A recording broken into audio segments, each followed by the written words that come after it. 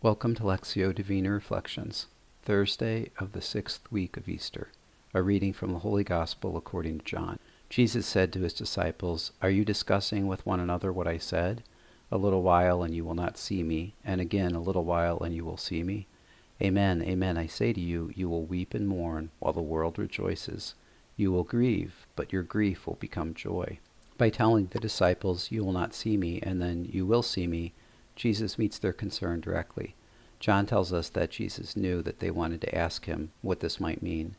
Its meaning is tied to the transient mourning he mentions to them, which stands in contrast to the world's rejoicing at his death. That the world believes it has no God, that there is no ultimate truth to convict it, is not part of long ago in Jesus' time, but is just as much a reality in the world today. How do I adjust my sight to see that Jesus is present in the world? Seeming to have gone out of sight with his death, Jesus gives God glory in his resurrection and ascension. The disciples see and understand that Jesus is the Messiah. Through the Gospel, the Eucharist, and in the mystical body of Christ, Jesus is alive in the world today and is always present. Christ is not subject to death.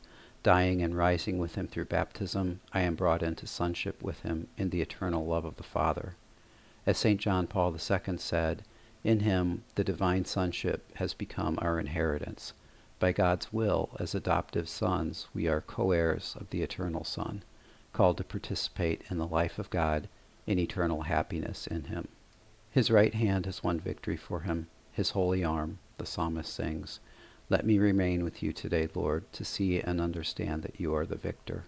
Glory be to the Father, and to the Son, and to the Holy Spirit, as it was in the beginning, is now, and ever shall be, world without end. Amen.